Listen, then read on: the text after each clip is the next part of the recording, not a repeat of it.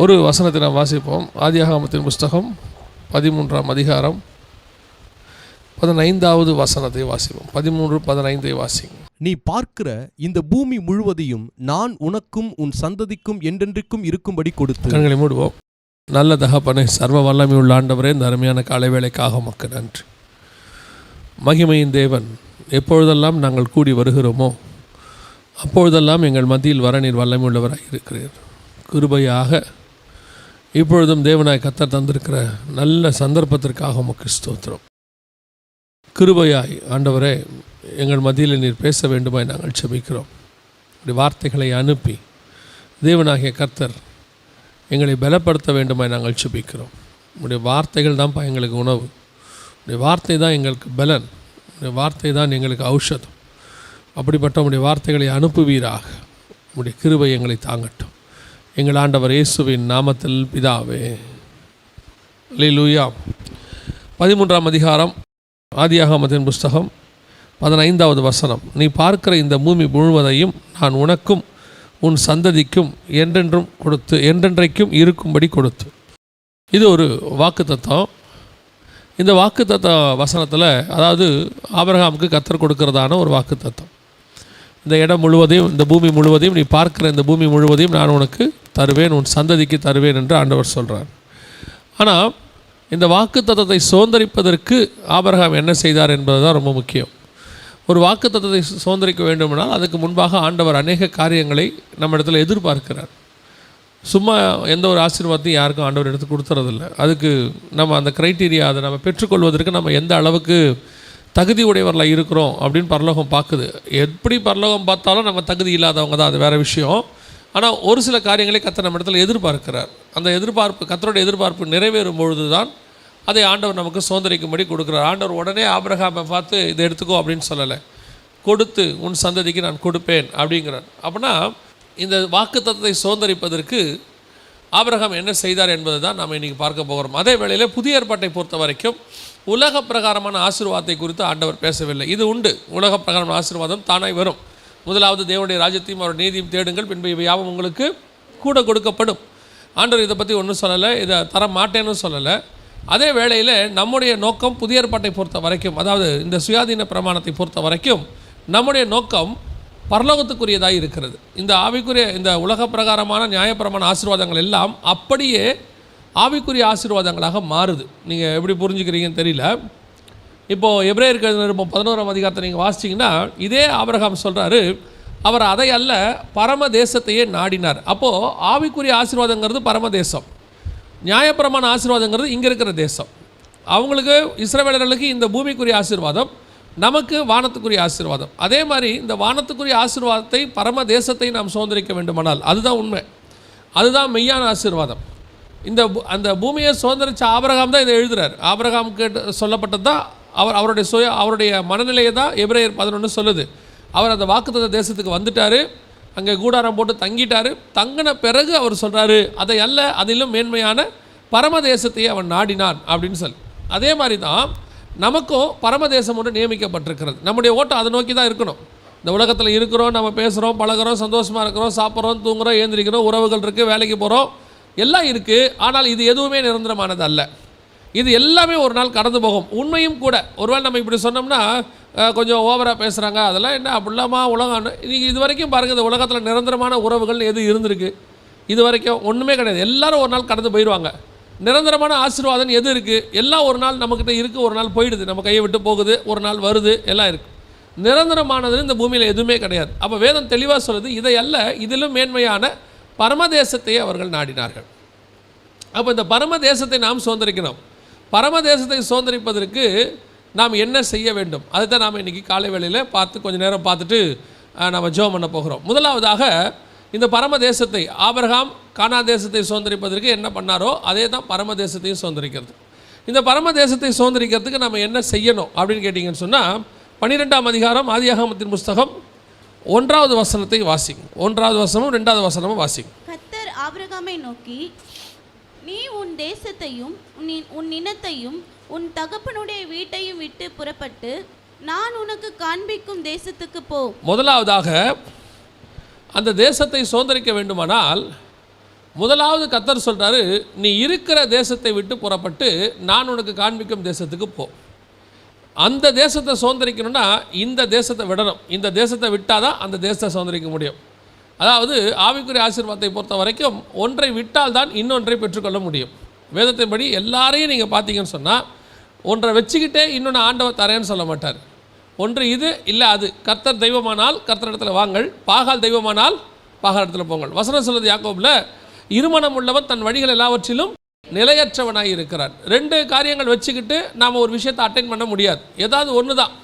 அப்போ முதலாவதாக நாம் பரமதேசத்தை சுதந்திரிக்க வேண்டுமானால் நாம் இருக்கிற இந்த தேசத்தின் மேலே இருக்கிற பற்று நமக்கு போகணும். உன் தேசத்தையும் உன் இனத்தையும் உன் தகப்பன் வீட்டையும் விட்டு நான் உனக்கு காண்பிக்கும் தேசத்துக்கு வா. அப்படின்னா என்ன அர்த்தம்? முதல்ல இதை விடணும். இது மேலே இருக்கிற பற்று நமக்கு போகணும். இந்த பூமிக்கு மேலே இருக்கிறதான ஆசை நம்ம விட்டு போகணும். இதை விட்டுட்டு போனால் மட்டும்தான் நம்ம அதை சுதந்திரிக்க முடியும். இதை விடாமல் அதை சுதந்திரிக்க முடியாது. இது முதல்ல தெரியணும். அப்போ இதை விடாமல் நம்ம அதை சுதந்திரிக்க முடியாது. இப்போ முதல்ல ஆபிரகாம் கொடுத்த ஆண்டவருடைய கட்டளை என்ன அப்படின்னு கேட்டால், நீ இது வரைக்கும் இருக்கிற இந்த தேசத்தை முதல்ல விட்டுரு, மறந்துரு. அப்போ தான் நீ அதை சுதந்திரிக்க முடியும். இன்றைக்கி நம்ம இந்த பூமியையும் சுதந்திரிக்கணும்னு நினைக்கிறோம், வானத்தையும் சுதந்திரிக்கணும்னு நினைக்கிறோம். நம்முடைய எண்ணம் அதுதான்.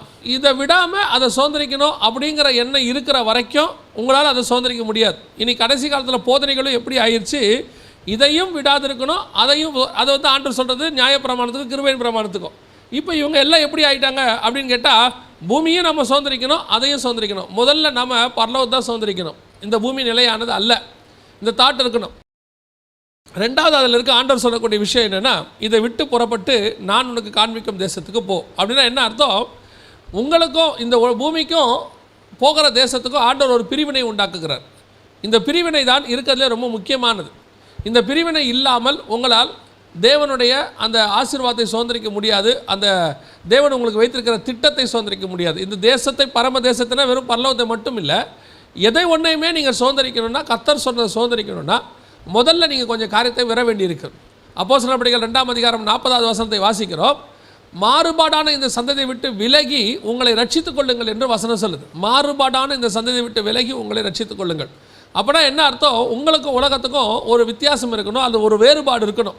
அதனால தான் ஆண்டவர் சொல்கிறார், நான் பிரிவினையே உண்டாக்க வந்தேன். நிறைய பேர் கேட்குறாங்க, இயேசு கிறிஸ்து பிரிவினையை உண்டாக்க வந்தார்ன்றக்கே. அப்படின்னா என்ன அர்த்தம்? இயேசு கிறிஸ்து நீதிமான்களுக்கும் அநீதிமான்களுக்கும் பரிசுத்தவான்களுக்கும் பாவிகளுக்கும் பிரிவினை உண்டாக்க வந்தார். இப்போ ஒரே வீட்டில் 2 பேர், அந்த இடத்துல என்ன சொன்னார்? ஒரே வீட்டில் 2 பேர் பிரிந்திருப்பார்கள். அதோட அர்த்தம் என்ன? இயேசுவை ஏற்றுக்கொண்டீங்கன்னா கண்டிப்பாக உங்களால் உலகத்தோடு கூட ஒத்து வாசம் பண்ண முடியாது. அப்போ நான் அந்த உலகத்தை விட்டு போகணுமா? பவுல் சொன்னார், உலகத்தை விட்டு போக முடியாது, ஆனால் வேறுபாடு உள்ள வாழ்க்கையை வாழ முடியும். உலகத்தோடு கூட ஒத்த வேஷம் தரிக்காமல் வாழ முடியும். இந்த உலகத்துக்கு ஒத்த வேஷத்தையும் தரிச்சுக்கிட்டு, இப்போ நம்ம ஆட்கள் பார்த்தீங்கன்னா சர்ச்சுக்கு வரும்போது பரிசுத்தவானாமல் இருப்பான், வேலைக்கு போகும்போது அங்கே இருக்கிற அங்கத்துக்கு ஏற்ற மாதிரி நடந்துப்பாங்க. அப்படி இருந்தால் தாங்க நாங்கள் வந்து என்ன செய்ய முடியும், உலகத்தில் வாழ முடியும். கொஞ்சம் அட்ஜஸ்ட் பண்ணி போகணும், நெளிவு சுழிவோடு போகணும், கொஞ்சம் ஃப்ளெக்சிபிளாக இருக்கணும். அதெல்லாம் ஒத்து வராது, ஆவிக்குரிய வாழ்க்கைக்கு ஒத்து வராது. அதை அப்படி போதிக்கிறவங்க இருக்கிறாங்க. நீங்கள் எப்படி வேணால் போங்க, கர்த்தர் உங்களுடைய சூழ்நிலை கர்த்தருக்கு தெரியும். நீங்கள் எந்த இடத்திலும் வைராகியமாக இருக்கணும் தான் ஆண்டவர் விரும்புகிறார். இப்போது நெளிவு சுழிவோடு போகணுன்னா தானியேல் பாபிலோனில் கொஞ்சம் நெளிவு சுழிவோடு போயிருக்கலாம், கொஞ்சம் அட்ஜஸ்ட் பண்ணி போயிருக்கலாம். சாத்ராக் மேஷாக் ஆபேத்நேகோ கொஞ்சம் நெளிவு சுழிவோடு போயிருக்கலாம். இன்னும் சொல்லப்போனால் எஸ்தர் புஸ்தகத்தில் நீங்கள் கொஞ்சம் நெளிவு சுழிவோடு மொர்தெகாய் போயிருந்தாருன்னா அவருக்கு அவ்வளோ பிரச்சனையே கிடையாது. இந்த ஆகாபுக்கு முன்னாடியோ அல்லது ஏசபேலுக்கு முன்னாடியோ எலியா கொஞ்சம் விட்டு கொடுத்து போயிருந்தாருன்னா பிரச்சனை இல்லை. நமக்குன்னு ஒரு ஆண்டவர் ஒரு காரியம் வச்சுருக்கிறார். அதை நாம் எந்த இடத்திலும் விட்டு கொடுக்கக்கூடாது. எந்த இடத்திலும், அதான் நான் எப்போவும் சொல்லுவேன், ஆவிக்குரியவர்கள் தாழ்மையோடு இருக்கணும், அதே நேரத்தில் வைராக்கியமாக இருக்கணும். தாழ்மைங்கிற பேரில் நம்ம எங்கே போயிடுறோம் அப்படின்னு கேட்டிங்கன்னு சொன்னால், நம்முடைய ஸ்தானத்தை விட்டு கீழே இறங்கிடுறோம். எந்த சூழ்நிலையிலும் ஸ்தானத்தை விட்டு கீழே இறங்கவே கூடாது. அதாவது நம்ம மேலே இருக்கிற ஒரு அபிஷேகம் இருக்குது, அதை பற்றி வசனம் சொல்லுது, அவன் தலையின் மேலே அபிஷேகம் என்னும் கிரீடம் இருக்கிறதுன்னு இருக்குது. லேவியராகமத்தில் அபிஷேகம் என்னும் கிரீடம் இருக்கிறது. அப்படின்னா அபிஷேகங்கிறது ஒரு ஆளுமை, கிரீடம்ன்றது ஆளுகை. கர்த்தர் நமக்கு ஒரு அதிகாரம், அத்தாரிட்டி கொடுத்துருக்கிறார். அபிஷேகம் என்பது ஒரு அத்தாரிட்டி. அந்த அத்தாரிட்டியை வச்சுக்கிட்டு நாம் என்ன செய்யக்கூடாது, தாழ்மையோடு நம்ம. இயேசு கிறிஸ்து ராஜாதி ராஜா, சர்வ வல்லமை உள்ள தேவன், ஆனால் தாழ்மையோடு கூட இருந்தார். அதனால் விட்டு கொடுத்து போல. இப்போ ஏரோது கூப்பிட்ட உடனே ராஜா கூப்பிட்றாரு, போய் ஒரு வார்த்தை பார்த்துட்டு வந்துடுவோம், நமக்குள்ள மேலான அதிகாரங்களுக்கு நாம் கீழ்ப்படிய வேண்டும் அப்படின்னா ஏரோதுக்கு இயேசு என்ன பண்ணியிருக்கணும்? கீழ்ப்படிஞ்சிருக்கணும். நிறைய பேர் இப்போ என்ன சொல்கிறாங்க, மேலான அதிகாரங்களுக்கு கீழ்ப்படிக்கணும். இயேசு கிறிஸ்துவ ஏரோதுக்கு கீழ்ப்படிய மாட்டேன்ட்டாரு. முடியாதுன்ட்டாரு. அப்போ எதுக்கு கீழ்ப்படியணும், எதுக்கு தாழ்ந்து போகணும், எதுக்கு தாழ்ந்து போகக்கூடாதுன்னு உங்களுக்கு ஆண்டவர் சொல்லி வச்சிருக்கிறார். நமக்கு அது தெரியணும். இன்றைக்கி நாம் என்ன பண்ணுறோம், ஆசீர்வாதத்தை சுதந்திரிக்கணும், அதே நேரத்தில் கொஞ்சம் நெளிவு சுழிவோடு போனால் தான் சுதந்திரிக்க முடியாதுங்கிற. நீங்கள் மட்டும் வைராக்கியமாக இருந்து பாருங்கள், நீங்கள் நெளிவு சுழிவோடு சுதந்திரிக்கிறதான ஃப்ளெக்சிபிளாக விட்டு கொடுத்துன்றது வேறு, ஃப்ளெக்சிபிளாக போய் கொஞ்சம் பிரமாணத்தை விட்டு போய் ஆண்டவரை விட்டு போய் கொஞ்சம் பரிசுத்தத்தை விட்டு போய் நீங்கள் சுதந்திரிக்கிற விஷயத்தை நீங்கள் வைராக்கியமாக இருந்தால் கர்த்தர் கௌரவமாக அதை திருப்பி உங்களுக்கு தருவதற்கு வல்லமை உள்ளவராக இருக்கிறார். அதான் உண்மை. இப்போது தானியேலுக்கு பாபிலோனில் ஆசீர்வாதமாக இருக்கணுமா இருக்கா வேண்டாமா, அது ரெண்டாவது. தானியேலுக்கு பாபிலோனில் பத்திரமா இருக்கணும், சேஃப்டியாக இருக்கணும். இந்த சூழ்நிலையில் அவருக்கு ஒரு சிச்சுவேஷன், இப்போ ராஜாவுக்கு என்ன செய்ய வேண்டியிருக்குது, ராஜாவுடைய உணவை சாப்பிட வேண்டியிருக்குது, ஒரு சிச்சுவேஷன். இப்போ அவர் என்ன செய்கிறாரு, ஒரு முடிவு எடுக்கிறார், சாப்பிட மாட்டேன்னு. அதனுடைய முடிவு என்னவாக இருந்தது, கடைசியில் ராஜாவை தூக்கி கொலு மண்டபத்தில் உட்கார வச்சுட்டார். முடிவு சம்பூர்ணமாக தான் இருக்கும். நீங்கள் வைராக்கியமாக போகும்போது, ஆண்டவருக்கென்று இருக்கும்போது முடிவு கண்டிப்பாக சம்பூர்ணமாக தான் இருக்கும். தேவனுக்கென்று வைராக்கியம் பாராட்டினவர்கள் விழுந்து போனதாக சரித்திரமே கிடையாது. என்ன பாதை கொஞ்சம் கடினமாக இருக்கும், ஆனால் முடிவு சம்பூர்ணமாக இருக்கும். இந்த விட்டு கொடுத்து போய் கொஞ்சம் அட்ஜஸ்ட் பண்ணி போய் பரவாயில்ல அப்படின்னு சொல்லிட்டு கொஞ்சம் பிரமாணத்தை விட்டு வசனத்தை விட்டு அப்படியே போகிறவங்க, அவங்க போகிற பாதை ஈஸியாக இருக்கும், முடிவு நல்லா இருக்காது, அவங்களோட முடிவு சரியாக இருக்காது. அதுக்கு தான் நான் சொல்ல வரேன், ஆண்டவர் உங்களுக்கு ஒரு காரியத்தை சொல்லும்போது விட்டு வா அப்படின்னு விட்டு வந்துடுங்க, அந்த வேறுபாடு விட்டுருங்க. அப்போ நீங்கள் அதை செஞ்சு பாருங்கள். இப்போ என்ன அர்த்தம், ஆபிரகாம் விட்டு வந்துட்டார், தேராக விட்டு வரல, அங்கேயே தான் இருந்தார். அதனுடைய விளைவு என்ன, புறப்படும் போது தேராக புறப்பட்டார், பாதியில் நின்றுட்டார் ஆரானில். அதனுடைய விளைவு என்ன, தேராக அங்கே மரித்து போனார், ஆபிரகாம் மரிக்காதவங்க லிஸ்ட்டில் வந்துட்டார்.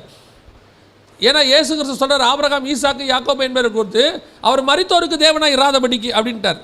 அப்போது தேவன் சொன்னதுக்காக வைராக்கியமாக விட்டு வந்ததுனால ஆபிரகாம் மரிக்காத லிஸ்ட்டுக்கு போயிட்டார். தேவனுடைய வார்த்தைக்கு கீழ்ப்படியாமல் அந்த ஆசீர்வாதத்துக்காக அங்கே தங்கி இருந்தவர் மரித்த லிஸ்ட்டுக்கு போயிட்டார். இப்போ நீங்களும் நானும் மரிக்காத லிஸ்ட்டுக்கு போகணுமா, மரிச்ச லிஸ்ட்டுக்கு போகணுமா, ஜீவனுள்ள ஒரு தேசத்துக்கு போகணுமா, இந்த பூமியிலேயே செத்து போகணுமா? இந்த பூமியில் ஆசீர்வாதமாக வாழ்ந்து எல்லாத்தையும் சுதந்திரித்து அட்டைன் பண்ணி அப்படி இதையே கான்சன்ட்ரேட் பண்ணிங்கன்னா ஒரு நாள் இல்லை ஒரு நாள் நான் மடித்து போவோம். இந்த பூமியில் நமக்கு தேவையானது உண்டு, ஆண்டவர் கொடுப்பார், கொடுக்க மாட்டான்னு சொல்ல மாட்டேன். நான் வந்து நிறைய பேர் என்னை ஆசீர்வாதத்துக்கு விரோதி நினச்சிக்கிறாங்க, ஆசீர்வாத பிரமாணத்துக்கு விரோதமாக பேசுகிறாரு. அப்படிலாம் ஒன்றுமே கிடையாது. எல்லாருக்கும் ஆசீர்வாதம் விரும்புகிறோம். ஆசீர்வாதம் கர்த்தருடையது, அதை நம்ம ஏன் விரும்பக்கூடாது, விரும்புகிறோம். ஆனால் அதை சுதந்திரிக்கிற முறையில் தான் நம்ம வேறுபடுகிறோம். ஆண்டவர் சொல்லுகிறபடி சுதந்திரிக்கணும். நான் ஏற்கனவே சொல்லியிருக்கிறேன், ஒரு பையன் பாஸ் பண்ணணுங்கிறது எல்லாருக்கும் விரும்பும். இங்கே இருக்கிற அத்தனை பேருக்கும் நம்ம ஒரு பரீட்சையில் பாஸ் பண்ணணுங்கிறது. எப்படி பாஸ் பண்ணுறோங்கிறது தான் கேள்வி. நல்லா படித்து நல்லா கௌரவமாக பாஸ் பண்ணுறதுன்னு ஒன்று இருக்குது. யாருக்கும் தெரியாமல் போய் பிட் எழுதி அப்புறம் காப்பி அடித்து பாஸ் பண்ணுறதுன்னு ஒன்று இருக்குது. ரெண்டு வகையான பாஸும் இருக்குது. இதில் நம்ம எப்படி பாஸ் பண்ணுறோங்கிறதா முக்கியம். ஒருவேளை யாருக்கும் தெரியாமல் பிட் அடித்து பாஸ் பண்ணிடலாம், ஆனால் உங்கள் மனசாட்சி சொல்லும், உங்களுக்குள்ள இருக்க அந்த குற்ற உணர்வு சொல்லும், அவன் பாஸ் பண்ணதுக்கு நான் பாஸ் பண்ணதுக்கு வித்தியாசம் இருக்குது. அதைத்தான் சொல்ல வரேன். ஆசீர்வாதம் வேணும், எல்லாருக்கும் வேணும், யாருக்கும் ஆசீர்வாதம் வேணான்னு சொல்லவே இல்லை. ஆனால் ஆசீர்வாதத்தை எப்படி சுதந்திரிக்கிறோம் அதுதான் முக்கியம். வசனத்தை விட்டு வசனத்துக்கு விரோதமாக போய் கொஞ்சம் அட்ஜஸ்ட் பண்ணி போய் சுதந்திரிக்கிறது வேணுமா, இல்லை கர்த்தருக்கென்று வைராக்கியமாக இருந்து சுதந்திரிக்கிறது வேணுமா? அதுதான் நமக்கு ரொம்ப முக்கியம். இன்றைக்கி எலியா கிட்டேருந்து எலிசா ஆசீர்வாதத்தை சுதந்திரத்துக்கும் அதே எலிசா கிட்டேருந்து கேயாசி ஆசீர்வாதத்தை இழந்ததுக்கும் டிஃப்ரென்ஸ் இருக்குது. இப்போ எலிசாவுக்கு என்ன குறை, 2 மடங்கு ஆசீர்வாதம் கிடச்சிருச்சு. ராஜாவே தேடி வரான். எலிசாவை பற்றி பக்கத்து நாட்டில் பேசுகிறாங்க, அவ்வளோ ஆசீர்வாதம். ஆனால் நாகமான்ட்ட இருந்த ஒரு ஆசீர்வாதத்தை விரும்பின கேயாசி குஷ்டரோகியை மாறி போனார். அதைத்தான் சொல்ல வரேன். ஆசீர்வாதத்தை சுதந்திரிப்பதற்கு ஒரே முறை தான் இருக்குது, அது தேவனுடைய முறை. அந்த முறை என்ன, அவர் என்ன சொல்லுகிறாரோ அதன்படி செய்யுங்க. அவர் சொல்லுகிறதுக்கு அப்படியே கீழ்ப்படினோம். அதெல்லாம் முடியாதுங்க, கஷ்டம் இல்லை, முடியும். நான் சொல்கிறேன், இயேசு கிறிஸ்து சொன்னதுக்கு அப்படியே கீழ்ப்படிய முடியும். நம்மளால் கீழ்ப்படிய முடியாததை, செய்ய முடியாததை ஒன்று நமக்கு அவர் சொல்லவே இல்லை. உன் தகப்பன் வீட்டை விட்டு வா அப்படின்னா, உன் தேசத்தை விட்டு வானா அது வேறுபாடு, பிரித்தல். நீ இருக்கிற இடத்துல ஆண்டவர் பிரிப்பார். அந்த பிரிவினை தான் முதலாவதாக இந்த வாக்குத்தத்தை சுதந்திரிப்பதற்கு கர்த்தர் கொடுத்திருக்கிற மிகப்பெரியதான ஸ்டெப். இந்த ஸ்டெப்பை நீங்கள் எடுத்தாதான் கர்த்தர் உங்களுக்கு கொடுத்த வாக்குத்தத்தை நீங்கள் சுதந்திரிக்க முடியும். இன்றைக்கி நான் எதையுமே செய்ய மாட்டேன், நான் வீட்டில் உங்கள் சிலர்லாம் சொல்கிறாங்க, ஒன்றுமே நீங்கள் செய்ய வேணாம், நீங்கள் அறிக்கை பண்ணிக்கிட்டே இருங்க, நீங்கள் கிளைம் பண்ணிக்கிட்டே இருங்க, ஆண்டவர் உங்களுக்கு அந்த ஆசீர்வாதத்தை கொடுத்துருவாரு அப்படின்னு சொல்கிறாங்க. எப்படி கொடுப்பார் யோசித்து பாருங்கள். பைபிளில் எங்கேயாவது ஒரு இடத்துலையாவது நீ இதை செய்ய, நான் உனக்கு இப்படி செய்கிறேன்னு தான் ஆண்டவர் சொல்லியிருப்பாரு ஒழிய, ஏதாவது ஒன்று கண்டிப்பாக இருக்கும்.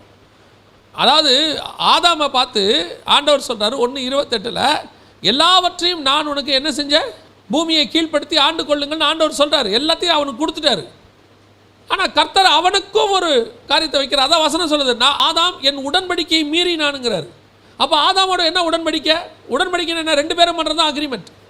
எப்போ எல்லாத்தையும் நான் உனக்கு தரேன், இப்போ நான் ஒன்று சொல்கிறேன், அதை நீ செய், இதுக்கு ஒத்துக்கிட்டு சைன் பண்ணு, அதுக்கு பேர் தான் அக்ரிமெண்ட். 2 பேரும் சைன் பண்ணுறதுக்கு பேர் தான் அக்ரிமெண்ட். ஆதாமோடு கர்த்தர் உடன்படிக்கை பண்ணினார்னு இருக்கு. அப்போ ஆதாம்கிட்ட என்ன உடன்படிக்கை? நான் உனக்கு எல்லாத்தையும் தரேன், ஆனால் உன் மனசாட்சிப்படி நான் உனக்கு சாப்பிட வேணாம்னு சொன்னது மட்டும் சாப்பிடாத. இது மனசாட்சிக்கான பிரமாணம். இன்றைக்கி ஆதாம் என்ன? அதையும் சாப்பிடுவேன், இதுவும் சுதந்திரிப்பேன், நான் தேவனை போலவும் இருப்பேன், நித்திய ஜீவனும் சுதந்திரிப்பேன், என்றென்றைக்கு உயிரோடு இருக்கிற பழத்தையும் சாப்பிடுவேன், அதே நேரத்தில் அவர் விளக்கண கனியையும் சாப்பிடுவேன், இதுவும் வேணும் இதுவும் வேணும், 2ம் செய்வேன். ஆண்டவர் சொல்கிறார், இந்த கனியை விட்டு ஓடிப்போ, நன்மை தீமை அறியத்தக்க கனியை விட்டு ஓடிப்போ, நித்திய ஜீவன் இருக்கிற கனியை நான் உனக்கு தருகிறேன். இன்றைக்கி ஆண்டவர் அதான் நமக்கு சொல்கிறார். ஆண்டவர் உங்களுக்கு நிறைய வாக்குத்தத்தம் பண்ணியிருப்பார். நான் வாக்குத்தத்துக்கு விரோதி கிடையாது.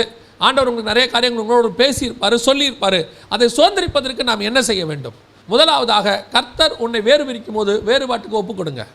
சில நேரங்களில் ஆசீர்வாதங்களை கர்த்தர் உங்களுக்கு கொடுக்கும்போது அதை வேறு யாரும் சுதந்திரிக்கூடாதுன்னு நினைப்பார். நான் சொல்ல உங்களுக்கு புரியுதா? உங்களோட கூட ஆண்டவர் ஆசீர்வாதத்தை கொடுக்கும்போது அந்த ஆசீர்வாதத்துக்கு பங்காளி யாரும் இருக்கக்கூடாதுன்னு நினைப்பார். ஆண்டவர் உங்களுக்கு தான் அதை கொடுக்குறாரு. நாம் என்ன செஞ்சிருவோம்? அவிசுவாசிகளோட சேர்ந்து இப்போ ஆண்டவர் உங்களுக்கு ஒரு பிஸ்னஸ் கொடுக்குறாரு, நம்ம என்ன பண்ணுவோம்? அந்த பிஸ்னஸில் கர்த்தர் நம்மளை ஆசீர்வதிக்கணும்னு விரும்புகிறாரு. உடனடியாக நாம் என்ன பண்ணுவோம்? ஒரு அவிசுவாசி ஃப்ரெண்டு இருப்பார், ரொம்ப க்ளோஸ் ஃப்ரெண்டாக இருப்பார், ஆனால் அவர் ஆண்டவர் ஏற்றுக்கொள்ளாதவராக இருப்பார். அவர்கிட்ட போய் ஷேர் பண்ணி நம்ம 2 பேரும் சேர்ந்து செய்வோம், நீ கொஞ்சம் போடு நான் கொஞ்சம் போடு, நம்ம என்ன சொல்லுவோம்? ஆனால் அவர் நான் பிலீவர் தாங்க, ஆனால் நல்ல மனுஷன். பிலீவரில் கூட அப்படி இல்லை. இப்போ இங்கே பிலீவர் நான் பிலீவருங்கிறதுலாம் 2வது பிரச்சனை. கர்த்தர் ஆசீர்வாதத்தை உங்களுக்கு மட்டும் தர விரும்புகிறாரா, எல்லாருக்கும் தர விரும்புகிறாரா? ஒரு சுதந்திரவாளி ஈசாக்கு தான் இருக்க முடியும், 2 சுதந்திரவாளி இருக்க முடியாது. கர்த்தர் எல்லாரையும் அனுப்ப சொல்கிறார், எல்லாரையும் அனுப்பிவிடு. ஆபிரகாம் உயிரோடு இருக்கும் போதே எல்லாவற்றையும் பரிசுகளை கொடுத்து அவர்களை அனுப்பிவிட்டார். ஈசாக்குக்கோ தனக்கு உண்டான எல்லாவற்றையும் கொடுத்தார். கர்த்தர் உங்களை ஆசீர்வதிக்கணும்னா உங்களை தான் ஆசீர்வதிப்பார். அந்த ஆசீர்வாதத்தை நீங்கள் என்ன செஞ்சிடறீங்க? கூட யாரையாவது சேர்த்துடுறீங்க. கூட யாரையாவது சேர்த்து நான் இவரும் கூட இருந்தாருன்னா நம்ம ரொம்ப பிரயோஜனமாக இருக்கும். அதனுடைய விளைவு என்ன தெரியுமா? கர்த்தர் உங்களை ஆசீர்வதிக்க முடியாமல் போயிடும். இல்லை உங்கள் நிமித்தம் ஆசீர்வதிக்கும் போது கர்த்தருடைய ஆசீர்வாதத்தை அவங்க சாப்பிட்டு போயிடுவாங்க. கர்த்தர் அதனால் சில நேரத்தில் என்ன பண்ணுறாரு? உங்களை பிரிக்கிறார், பிரிவினை உண்டாக்குறாரு. அந்த பிரிவினையை உண்டாக்காமல் நீங்களே பிரிச்சுட்டிங்கன்னா நல்லதுங்கிறார் ஆண்டவர். அவர் பிரித்தார்னா ஆப்ரேஷன், நம்மளே பிரிச்சுட்டோம்னா சுமூகம். இப்போ முதல்ல முடிவு எடுக்கணும். ஆண்டவரை எதுலேருந்து நான் வெளியே வர வேண்டி இருக்குது, எதனால் நான் ஆசீர்வாதத்தை சுதந்திரிக்க முடியாமல் இருக்கிறேன், உமக்கு பிரியமில்லாத எந்த இடத்துல நான் இருக்கிறேன், ஒருவேளை அதனால் நான் சுதந்திரிக்க முடியாமல் இருக்குதா? நான் தான் சொல்வேன், இந்த தேசத்தை சுதந்திரிக்கணும்னு சொல்லி நிறைய பேர் பிரசங்கம் பண்ணுறாங்க, நல்லது. தேசத்தை சுதந்திரிக்கிறதுனா என்ன? நிறைய பேர் சொல்லுவாங்க இந்தியா கிறிஸ்தவ தேசமாக மாறணும். அப்படிலாம் ஆண்டவர் சொல்லவே இல்லை. இந்தியா ஏன் கிறிஸ்தவ தேசமாக மாறணும்? இந்தியர்கள் தான் ஆண்டவரை ஏற்றுக்கொள்ள வேண்டும். இந்தியா இந்தியாவாகவே இருக்கட்டும், இந்தியா ஜனநாயக நாடாகவே இருக்கட்டும், ஒரு தப்பும் கிடையாது. இந்தியர்கள் தேவனை அறியணும், அவ்வளோதான். நம்ம வியூவே தப்பாக இருக்குது. நம்ம வியூ என்ன? இந்தியா கிறிஸ்தவ தேசம் அப்படின்னா என்ன? இப்போ மேலே அதிகாரத்தில் இருக்கிற எல்லாரும் கிறிஸ்டின்ஸாக இருந்துட்டாங்கன்னா இந்தியா கிறிஸ்தவ தேசம் ஆயிருமா?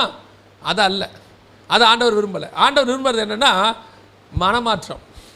நாம தேவனை அறியணும். அப்போ தேசத்தை சுதந்திரித்தல்னா என்ன? அதிகாரத்தை சுதந்திரிக்கிறது அல்ல. தேசத்தை இப்போ கிறிஸ்தவம் இருக்குது, ஆரம்பத்தில் கிறிஸ்தவர்கள் என்று அழைக்கப்பட்டார்கள். அந்த கிறிஸ்தவர்கள் யார்? ரோமாபுரியை சுதந்திரித்தவங்களா, ரோமாபுரி அரசாங்கத்தில் உட்காந்தவங்களா? கிடையாது. முதல் 300 வருஷத்துக்கு கிறிஸ்தவம் ரோமாபுரிக்குள்ள அரசாங்கத்தை சுதந்திரிக்கவே இல்லை. அன்றைக்கி அவங்க ஜனங்களை ஆதாயம் பண்ணினார்கள். ஜனங்கள் ஆதாயம் பண்ணும்போது அதுக்கு பேர் தான் சுதந்திரித்தல், அதுக்கு பேர் தான் எழுப்புதல். அதை தான் நம்ம கான்சன்ட்ரேட் பண்ணுறோம். அப்போ இன்றைக்கி நாம் இந்த ஜனங்களை ஜெயிக்கணும்னா முதல்ல நமக்குள்ளே இருக்கிற வேறுபாடு உள்ள வாழ்க்கையை ஜனங்க பார்க்குறாங்க. நமக்கும் மற்றவங்களுக்கும் உள்ள வித்தியாசத்தை ஜனங்க பார்க்குறாங்க. எல்லாரும் மாதிரி தான் நம்மளும் இருக்கிறோம், எல்லா மதக்காரங்கள மாதிரி தான் நம்மளும் செய்கிறோம். அப்படி செய்யும் போது கிறிஸ்தவம் ஒரு மதமாக பார்க்கப்படுகிறது ஒழிய, கிறிஸ்தவர்கள் மத போதகர்களாக பார்க்கப்படுகிறார் ஒழிய டிஃபரன்ஸ் பார்க்கல. அவங்க டிஃபரன்ஸை பார்க்கணும். அவங்களுக்கும் இவங்களுக்கும் என்ன வித்தியாசம், என்ன ஆச்சரியம்? இயேசு கிறிஸ்து சொல்கிறாரு, நான் பரிசுத்தராக இருக்கிறது போல. இயேசுவை போல ஒரு பரிசுத்தரை உலகத்தில் பார்க்கவே முடியாது.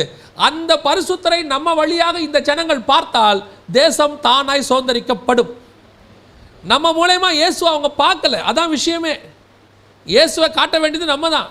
அப்போ மற்றவங்கள மாதிரி தான் நம்மளும் கிறிஸ்தவத்தை ஒரு மதமாக வச்சுக்கிட்டு இருக்கோம். இப்போ நீங்கள் ஆராதனைக்கு வரவங்களும் எப்படி வரோம்? கிறிஸ்தவத்தை ஒரு ஆராதனையை இது ஒரு மத ஆராதனை, அவ்வளோதான். நம்ம ஜீவனை கொடுத்து ஆராதனை பண்ணுறதுங்கிறது டிஃப்ரென்ஸ்.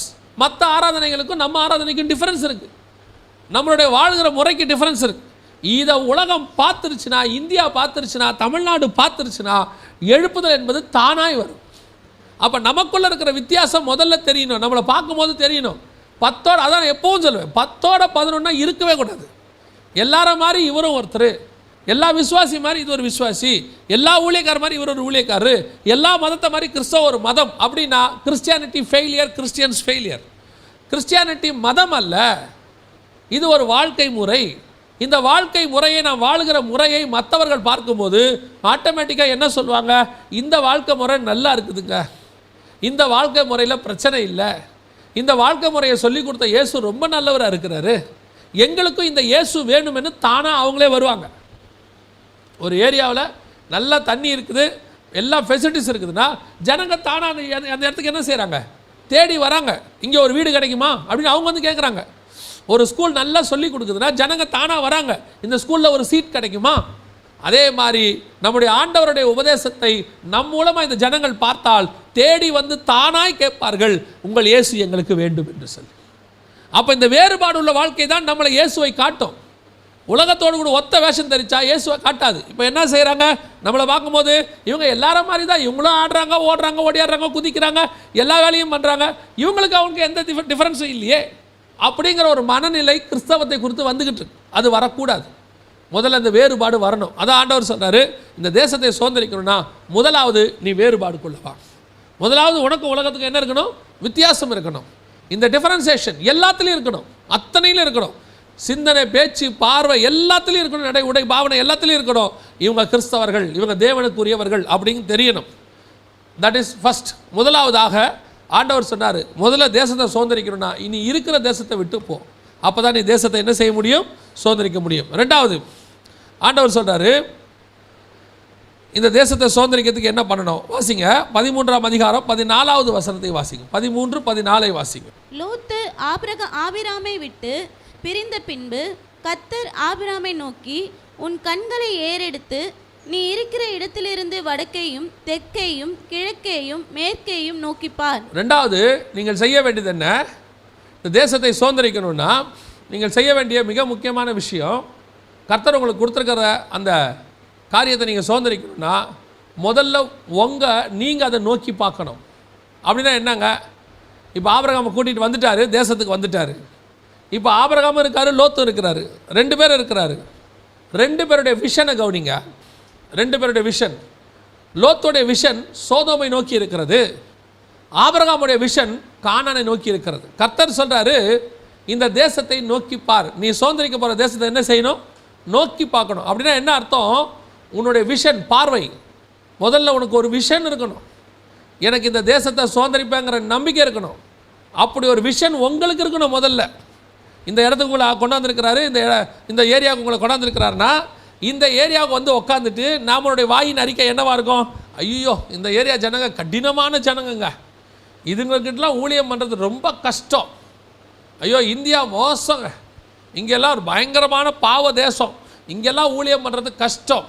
அமெரிக்காவில் ஜனங்க கல்ச்சரே இல்லாமல் இருக்கிறாங்க, அங்கே ஊழியம் எங்கே போய் இருக்கிற அந்த அங்கே இருக்கிற லோக்கலில் இருக்கிற ஊழியக்காரங்களையோ விசுவாசியை கேட்டு பாருங்கள், இது ரொம்ப மோசம், இந்த ஏரியா ரொம்ப ஒஸ்ட்டு, இந்த ஏரியா ரொம்ப விக்கிரக வழிபாடு நிறைஞ்சிருக்குது, இங்கே இருக்கிற ஜனங்க முரட்டாட்டம் உள்ளவங்க, இங்கே இருக்கிறவங்க அவங்க இருக்கிறாங்க, இவங்க இருக்கிறாங்கன்னு சொல்லி நெகட்டிவ் கன்ஃபெஷன். எங்கே போனாலும் நெகட்டிவ் கன்ஃபெஷன். நம்ம பேசும் போதே எப்படி பேசுகிறோம்? ஜெபம் பண்ணும் போதே நெகட்டிவ் கன்ஃபெஷனோட தான் ஜெபமே. இந்த ஏரியாவில் இத்தனை விபச்சாரக்காரர்கள் இருக்கிறார்கள். நான் யாரையுமே குறை சொல்ல, தயவு செஞ்சு சொல்கிறேன். இவங்களை இல்லாமல் விரட்டணும், இவங்களை ஜெயிக்கணும், அதெல்லாம் கொஞ்சம் ஓரமாக வச்சுட்டு முதல்ல உங்கள் விஷனை பாருங்கள். என்னுடைய விஷன் என்ன தெரியுமா? நான் பார்க்க போகிற இந்த தேசம் முழுவதையும் நான் சுதந்திரிக்க போகிறேன், இது முழுசையும் நான் சுதந்திரிப்பேன். இந்த விஷன் எனக்கு வரணும். அங்கே யார் வேணா இருக்கட்டும். ஆண்டவர் சொல்கிறாரு, கானானியரும் சீதோனியரும், அந்த இடத்துல ஒரு வசனம் அழகாக சொல்கிறார், 15ஆம் அதிகாரம் ஆதியாகமத்தின் புஸ்தகத்தில் ஆண்டவர் சொல்கிறார் பாருங்கள், 19, 20, 21 கேனியரும் கெனீசியரும் கத்மோனியரும் ஏத்தியரும் பெர்ஷியரும் ரெப்பாயிமரும் எமோரியரும் கானானியரும் கிர்காசியரும் எபூசியரும் என்பவர்கள் இருக்கிறதுமான இந்த தேசத்தை உன் சந்ததிக்கு கொடுத்தேன். அப்படின்னா என்ன அர்த்தம்? வெறும் பேரா இதெல்லாம்? இது ஒவ்வொன்றும் ஒவ்வொரு இனம், ஒவ்வொரு குணாதிசயம், ஒவ்வொரு கேரக்டர், ஒவ்வொரு மோசமான குரூப் உள்ள இருக்கு. கானானியர்களுக்குள்ள அன்னைக்கே ஹோமோசெக்சுவாலிட்டி இருந்துச்சா? ஆண்டவர் சொல்றாரு கானானுக்குள்ள இருக்கிற இந்த இதை கத்துக்காதன்னு சொல்றாரு லேவியராகமம் 18. அப்படின்னா என்ன அர்த்தம்? அன்னைக்கு ஒவ்வொரு விதமான பாவம் அந்த தேசத்துக்குள்ள இருக்கு. அந்த தேசத்தை கர்த்தர் சொல்றாரு நோக்கிப்பார், இதை நோக்கிப்பார். ஆண்டவரே, இஸ்ரவேல் ஜனங்கள் நோக்கி பார்த்ததுக்கும் ஆபிரகாம் நோக்கி பார்த்ததுக்கு என்ன வித்தியாசம்? இஸ்ரவேல் ஜனங்கள் நோக்கி பார்த்து சொன்னாங்க, இந்த இடத்துல யார் இருக்கிறா? ராட்சதர் இருக்கிறாங்க, இதை சுதந்திரிக்க முடியாதுன்னா. ஆனால் ஆபிரகாம் பார்த்து கர்த்தர் சொன்னார், இங்கே ராட்சதர் மட்டும் இல்லை, அந்த மாதிரி 10 இனத்தார் உள்ளுக்குள்ளே இருக்கிறான், கவலைப்படாத, இந்த தேசத்தை நீ சுதந்திரிப்பாய். முதல்ல எனக்கு விஷன் வேணும். இங்கே இருக்கிற நெகட்டிவான விஷயங்களை பார்க்காதீங்க. நெகட்டிவான விஷயங்கள் இருக்குது, நெகட்டிவான விஷயங்கள் இருக்குது. நெகட்டிவான விஷயங்களை நீங்கள் பார்க்கிற வரைக்கும் உங்களால் அந்த தேசத்தை சுதந்திரிக்க முடியாது. அதான் இஸ்ரவேல் ஜனங்களுக்கும் மற்றவர்களுக்கும் உள்ள டிஃப்ரென்ஸ். நீங்கள் போய் ஒவ்வொரு இடத்தையும் பார்க்கும்போது நான் எப்பவும் சொல்வேன், அந்த இடத்துல உங்களுக்கு ஏதாவது ஒன்று பெருசாக தெரியும். இங்கே ஒரு பெரிய விக்கிரக கோயில் இருக்குதுங்க சொல்லுவாங்க. இங்கே இந்த இடத்துல பார்த்தீங்கன்னு சொன்னால் ஒரு முரட்டாட்டம் உள்ள கூட்டம் ஒன்று இருக்குதுங்க. இவங்க இங்கே சுவிசேஷமே சொல்ல விட மாட்டாங்க. அவங்க அப்படி இருக்காங்க, இப்படி இருக்காங்க. ஆனால் பைபிள் சொல்லுது, உலகத்தில் இருப்பவனிலும் உன்னில் இருப்பவர் தான் பெரியவர். நீ எந்த தேசத்துக்கு போனாலும், இந்த பூமியில் எந்த தேசத்துக்கு போனாலும் ஒரு கோலியாத் இருப்பான், எந்த தேசத்துக்கு போனாலும் ஒரு அமலேக்கியன் இருப்பான், எந்த தேசத்துக்கு போனாலும் ஒரு கானானியன் இருப்பான். அதாவது அந்த காலத்துக்கு சொல்கிறேன், ஒருத்தர் இருப்பாங்க. நமக்குன்னு எதிராளிகள், நான் சொல்கிறது எதிராளிகள்னு சொல்கிறேன். நமக்கு எதிரான கூட்டம் ஒன்று இருக்கத்தான் செய்யும். எதிர்ப்பு இல்லாத தேசமே கிடையாது. எதிர்ப்பு இல்லாமல் சுவிசேஷம் சொல்லவும் முடியாது. எந்த தேசத்துக்கு போனாலும் ஒரு பாவம் அங்கே உச்சத்தில் இருக்கும். இப்போ மத்திய கிழக்கு நாடுகளுக்கு போனீங்கன்னா விக்கிரகாராதனை இருக்காது, வேறு பாவம் இருக்கும், முரட்டாட்டம் இருக்கும். இங்கே வந்தீங்கன்னா விக்கிரகாராதனை இருக்கும். ஒவ்வொரு ஊர்லேயும் ஒவ்வொன்று இருக்கும். அப்போ இதையெல்லாம் எதிர்த்து நீங்கள் ஒவ்வொன்றா யோசித்து, எனக்கு இன்னும் ரொம்ப ஆச்சரியமாக இருக்கும். இதில் இப்படி சொல்கிறதுனால நீங்கள் எப்படி எடுத்துக்கிறாங்கன்னு தெரியாது. உட்காந்து ஒவ்வொரு பிசாசாக கட்டுவாங்க, பேர் சொல்லி கட்டுவாங்க. எவ்வளோ பிசாசை கட்டுவீங்க உட்காந்து? முதல்ல பிசாசை கட்ட முடியுமா? பைபிள் படி. எனக்கு இன்னும் ஒரு படி மேலே போய் ஒவ்வொருத்தரும் ஒரு கிராமத்துக்குள்ளே போகும்போது அந்த கிராமத்தில் என்னென்ன பிசாசு இருக்குதுன்னு சர்வே எடுத்து இந்த ஏரியாவில் இருக்கிற இந்தந்த பிசாசுகளை கட்டுகிறேன். எங்கேயாவது அப்போஸ்தலர்களும் இயேசு கிறிஸ்துவும் அதை செஞ்சுருக்கிறாங்களா? கிராமத்துக்குள்ளே போகும்போது இவங்க பிசாசை கட்டினாங்களா, இல்லை இவங்கள பார்த்து பிசாசு ஓடிச்சா? என்டர் ஆனவுடனே அது எக்ஸிட்டு. இயேசு என்ட்ரி, பிசாசு எக்ஸிட்டு. அப்போஸ்தலர்கள் என்ட்ரி, பிசாசு எக்ஸிட்டு. இப்போ நம்மால் என்ட்ரியே கொடுக்கறதில்ல, வாசல்லே நின்றுக்கிறான். ஒவ்வொரு பிசாசாக சர்வே எடுக்கிறான், ஆதார் கார்டுக்கு சர்வே எடுக்கிற மாதிரி எடுக்கிறான். என்னென்ன பிசாசுகள் இருக்குது, இதெல்லாம் பெரிய பிசாசு, இதெல்லாம் குட்டி பிசாசு. அவனையும் பிரித்து வச்சுருக்கிறான். இது குட்டி பிசாசு, இது ரொம்ப பெரிய பிசாசுங்க. ஏன்னா பெரிய சிலை இருக்கும். இது குட்டி பிசாசு, இது சின்ன சிலையாக இருக்கும். போய் அங்கே நின்றுக்கிட்டு ஒவ்வொரு பிசாசியாக விரட்டுறது, பேர் சொல்லி. அப்புறம் பார்த்தா திடீர்னு ஒன்று நிற்கும், இது நம்ம லிஸ்ட்லேயே வரலையே, இது யாருங்க, இது நேத்தா வந்து ஜாயின் பண்ணியிருக்கு நார்த் இந்தியாவிலேருந்து. இன்றைக்கி என்ன நடக்குது? பிசாசை பார்த்து நம்மால் பயப்படுறான், நம்மால் யோசிக்கிறான். பிசாசு இப்படி ஊனுச்சுன்னா இவன் ஊங்குறான், என்ன விஷயம், இதெல்லாம் பேசி தீர்த்துக்கலான்றான். அந்த அளவில் தான் எனக்கு இன்றைக்கி ஏசுநாதர் என்ட்ரி ஆகிறாரு. அவர் அங்கே பிசாசை விரட்டவே போகல, அதுவாக வாலிட்டியராக போய் கேட்குது, எங்களை விரட்டவா வந்தீங்கன்னு கேட்குது. ஏன் நீங்கள் வந்தால் நாங்கள் விரட்டி போய் தான் ஆகணும், வேறு வழி கிடையாது. அந்த கான்ஃபிடென்ட் நமக்கு வரணும். நாம் ஒவ்வொரு இடமா உட்காந்துக்கிட்டு அதில் அப்போனா நாங்கள் வந்துட்டு ஜோம் பண்ணக்கூடாதா, பிசாசை கட்டக்கூடாதா? நீங்கள் ஜோம் பண்ணக்கூடாதா, பிசாசை கட்டக்கூடாதாங்கிறதுல வேறு விஷயம். நீங்கள் ஃபுல் பாதுகாப்போடு இருந்தீங்கன்னா எதுக்கும் பயப்பட வேணாம் தானே? நான் சொல்கிறது புரியுதா? நீங்கள் ஸ்பிரிச்சுவலி எப்பவும் ஜபத்தோடையும் உபவாசத்தோடையும் உங்கள் ஆவிக்குரிய வாழ்க்கை கர்த்தருக்குள்ளே ஸ்ட்ராங்காக இருக்கும்னா எந்த பிசாசுக்கும் என்ன வராது, பயம் வராது. அவ்வளோதான், முடிஞ்சு போச்சு. முந்தி நம்ம ஆண்டவரை ஏற்றுக்கொள்ளாத போது நைட்டில் போகக்கூடாது, சுடுகாடு வழியாக போகக்கூடாது, கையில் சிக்கன் மட்டன் எடுத்துக்கிட்டு போகக்கூடாது. ஒரு காலத்தில் அப்படி இல்லை இருந்துச்சு தெரியுமா உங்களுக்கு? இப்போ இருக்க பிள்ளைகளுக்கு தெரியுமா தெரியாது. அப்போல்லாம் எங்களுக்கு சொல்லுவாங்க, ஐயோ சுடுகாடு வழியாக போகாத, கல்லறையிலேருந்து உள்ளே இருக்கிறது நைட் ஏஞ்சி மேலே உட்காந்துக்குமா, 12 மணிக்கு மேலே தான் உட்காரமா, ஏன்னா உள்ளே காற்று இருக்காது போல், காற்று வாங்க வெளியே வந்து உட்காரும் போல். அது சொல்லுவாங்க நைட்டு அந்த பக்கமாக போகக்கூடாது, அதுவும் மட்டன் செஞ்சு எடுத்துகிட்டு போகக்கூடாதான், போனால் அது பாருங்க செத்தவெல்லாம் நான் வெஜிடேரியன் போல் ஏஞ்சி வந்து மட்டன் கேட்குமா, அப்படிலாம் சொன்னாங்க. ஒரு ஆவிக்குரிய முதிர்ச்சி வரும்போது நமக்கு தெரியுது இப்படி எதுவுமே இல்லை. ஆனால் இப்போ அடுத்த ஸ்டேஜுக்கு போயிட்டோம். இப்போ என்ன தெரியுமா, நம்ம ஆட்கள் அப்படி உட்காராது, ஆனால் ஒரு கருப்பாக ஒன்று தெரியுது. ஏன்னா இருட்டில் கருப்பாக தானே தெரியும். அது சொல்கிறாங்க, ஒரு கருப்பாக ஒரு உருவத்தை பார்க்குறேன், இவனுக்கே பயம் இருக்கு. முதல்ல இவன் போய் கேட்குறான் பிசாசை, என்னை விரட்டவா வந்த, என்ன விஷயமா வந்த அப்படின்னு. இவங்க அந்த நிலைமையில் தான் நாம் இருக்கிறோம். முதல்ல நமக்கு ஒரு கான்ஃபிடென்ட் வரணும், இந்த தேசத்தை நான் சுதந்திரிப்பேன். இந்த தேசத்தில் இருக்கிற விக்கிரகாராதனை விட, இந்த தேசத்தில் இருக்கிற குடிகாரர்களை விட, இந்த தேசத்தில் இருக்கிற விபச்சாரக்காரர்களை விட, இந்த தேசத்தில் இருக்கிற எல்லா விதமான லஞ்சம் பாவம் அரசியல்வாதிகள் அத்தனை பேரையும் விட எனக்குள் இருக்கிறவர் பெரியவர். நான் போகும்போது இந்த தேசத்தை நான் சுதந்திரிப்பேன். இந்த தேசத்துக்குள்ள கானானியர் இருக்கட்டும், கிர்காசியர் இருக்கட்டும், ஏத்தியர் இருக்கட்டும், யார் வேணாலும் இருக்கட்டும், நான் ஏன் ஒருத்தரையா உட்காந்து யோசிக்கணும், நான் ஏன் ஒருத்தரையா உட்காந்து பார்க்கணும்? அதனால தான் சொல்கிறாங்க, வேவு பார்க்க போகிறவன் சொல்கிறான், ஐயோ இங்கே ராட்சதன் இருக்கிறான், அவன் ராட்சதன் நான் இருக்கட்டும்டா, உனக்கு என்ன கவலை, அவனை விட பெரிய தேவன் உன்னோடு கூட இருக்கிறார். அந்த கான்ஃபிடென்ட் எனக்கு வரணும். நான் தேசத்தை சுதந்திரிப்பேன். என்னோட விஷன், என் விஷன் முதல்ல பெருசாக இருக்கணும். இவங்க என்ன சொல்கிறாங்க, என் ஆஃபீஸில் அத்தனை பேரும் ரட்சிக்கப்படலைங்க, அந்த ஆஃபீஸில் இருக்கவே முடியாது, நீ இருக்கவே மாட்டே கட்சி வரைக்கும். ஏன் உன் வாயின் அறிக்கையா அப்படித்தான், நம்ம வாயின் அறிக்கையா தான், அது கஷ்டங்க. அந்த ஆஃபீஸில் இருக்கவே முடியாது, இருக்க முடியாது. எங்கள் ஏரியாவில் குடியிருக்கவே முடியாதுங்க, இந்த ஏரியா ரொம்ப கஷ்டம், எல்லாரும் ரொம்ப எதிர்ப்பு, எப்படி இருக்க முடியும், இருக்க முடியாது. அப்புறம் வந்து சொல்லுவாங்க, நாங்கள் தான் அப்போவே சொன்னோமே அந்த ஏரியாவில் இருக்க முடியாதுன்னு சொன்னோமே. சில ஊழியக்காரங்க வந்துட்டு ஊழியத்துக்கு போகும்போது அனுப்புகிறவன் என்ன சொல்லி அனுப்புவான் தெரியுமா, அந்த ஏரியாலெல்லாம் ஊழியம் பண்ணவே முடியாதுங்க, 10 பேர் பண்ணி பார்த்துட்டு போயிட்டாங்க, கஷ்டம்பா. இவனுக்குள்ளே போகும்போதே என்னத்தை போட்டான், பயங்கிற விதையை போட்டாங்க. ஆண்டவர் என்ன பார்ப்பாரு, இப்போ நீ எதை யோசிக்கிற, அவன் வார்த்தையா, அவன் வார்த்தைக்கு செவி கொடுக்க போறியா, இல்லைன்னா அங்கே இருக்கிற அத்தனை பேரை விட உன்னை அனுப்புகிற நான் பெரியவர். அந்த ஏரியாவுக்கு உன்னை அனுப்புகிறனே நான் பெரியவர். உனக்கு ஒரு விஷன் கொடுத்தனே, அந்த ஏரியாவுக்கு போன்னு. ஏன் விஷன் கொடுத்தேன், நீ உன்னை அனுப்பும் போது அங்கே இருக்கிறவனை பற்றி எனக்கு தெரியாதா, அந்த ஏரியாவில் இருக்கிற எம்எல்ஏ பற்றி, கவுன்சிலரை பற்றி, வார்டு மெம்பரை பற்றி, அங்கே இருக்கிறவங்களுடைய ஜனங்களை பற்றி, குணாதிசயங்களை பற்றி, ஆக்டிவிட்டீஸ் பற்றி எனக்கு தெரியாதா, எல்லாம் தெரிந்து தான் நான் அனுப்புகிறேன். காரணம், அவர்கள் அத்தனை பேரையும் விட உனக்குள் இருக்கிற நான் பெரியவர். நான் உன்னை அனுப்புகிறேன், உனக்கு ஒரு விஷயம் இருக்கணும், என்னை அனுப்புகிறவர் இந்த தேசத்தை சோதரிக்க சொல்லுகிறார். நான் இந்த தேசத்தை நான் சோதரிப்பேன், என்னை அனுப்புகிறவர் பெரியவர்.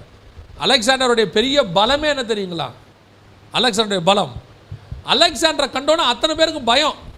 என்ன பயம், அலெக்சாண்டருக்கு வயசு 23 தான், வெறும் 23 வயசில் தான் ஆரம்பிக்கிறாரு, 33 வயசில் முடிச்சிட்டார். 22 ஆரம்பித்து 33 முடிச்சிட்டார். 22 வயசில் அவர் கத்தி எடுத்துகிட்டு புறப்படும் போது அலெக்சாண்டரை பற்றின அந்த வெற்றிக்கு என்ன காரணம்னா, அத்தனை பேருக்கும் அலெக்சாண்டர் மேலே ஒரு பயம் இருந்தது. ஐயோ அவன் எல்லா இடத்துலையும் ஜெயிக்கிறாங்க, ஒருத்தனை விட்ட மாட்டான், ஈவிரக்கம் இல்லாதவன், அவன் வந்தாங்கன்னா அப்படி பண்ணுவாங்க, அவங்ககிட்ட நிற்க முடியாது. இந்த பயம்தான் அவனுடைய வெற்றிக்கே மிக மிக காரணம். ஏன்னா அவன் வரும்போதே அந்த ராஜா என்ன ஆயிடுறான், பயந்துடுறான். ஐயோ அலெக்சாண்டர்கிட்ட நிற்க முடியாது, அலெக்சாண்டர் படைக்கிட்ட நிற்க முடியாது, அது ரொம்ப மோசமான படை. அந்த பயமே அவனை வீழ்த்தி விட்டது.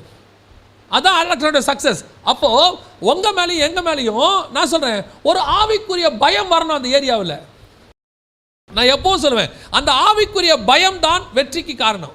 ஆபிரகாமை பார்த்து அவங்க சொல்கிறாங்க, ஒரு இடத்துல வந்துட்டு சொல்கிறான், கர்த்தர் உன்னோடு கூட இருக்கிறார். ஈசாக்கை முதல்ல விரட்டினாங்க, அப்புறம் பார்த்தான், இல்லை கர்த்தர் உன் கூட இருக்கிறாரு, நம்ம உடன்படிக்கை பண்ணிப்போம். ஏன், நாளைக்கு எப்படி இருந்தாலும் நீ என்னை விரட்டிடுவ, நீ வளர்கிற வேகம் எனக்கு புரியுது, நீ வளர்ந்தினா கண்டிப்பாக என்ன செஞ்சிருவ, என்னை விரட்டிடுவ.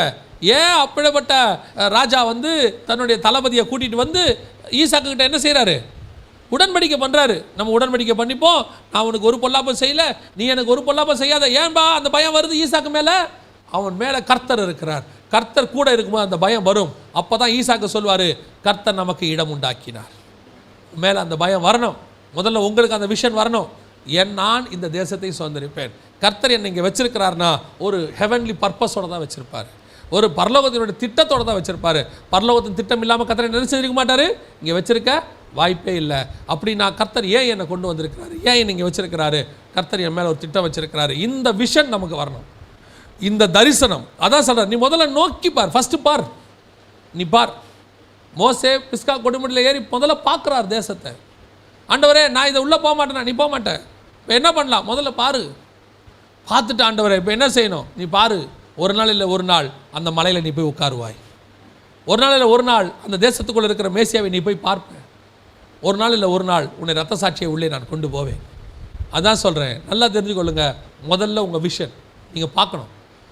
முதல்ல ஒரு பாடம் எடுத்து அப்படி புக்கை திறக்கும் போதே சிலர்லாம் நீங்கள் பார்த்துருக்கீங்களா, ஐயோ இது ஆகாதும்மா, அது ஆகாது தான் கட்சி வரைக்கும், அது ஆகாது, அவ்வளோதான். கட்சி வரைக்கும் படிக்க முடியாது, சயின்ஸா கஷ்டங்க அப்படிம்பா, அது கஷ்டம் தான் கட்சி வரைக்கும். ஏன்னா அது மேலே அவனுக்கு என்ன வந்துருச்சு, அப்படி ஒரு இம்ப்ரெஷன் வந்துருச்சு, அவ்வளோதான்.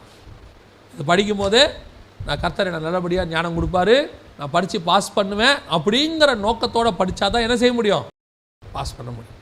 ரெண்டாவது, ஆபிரகாமை பார்த்து கர்த்தர் சொன்னார், முதலாவது நீ நான் சொல்கிற என் வார்த்தையை விட்டு முதல்ல ஓன் தேசத்தை விட்டு புறப்படு. ரெண்டாவது அதை நோக்கிப்பார், விஷன். மூன்றாவது ஆபிரகாம் பார்த்து கர்த்தர் என்ன சொல்கிறாரு, 17வது வசனம் வாசிங்க. அதே 13ஆம் அதிகாரம் ஆதியாகமத்தின் புஸ்தகம் 17வது வசனத்தை வாசிங்க. நீ எழுந்து தேசத்தின் நீளமும் அகலமும் எம்மட்டோ அம்மட்டும் நடந்து திரி, அதை உனக்கு தருவேன் என்றார்.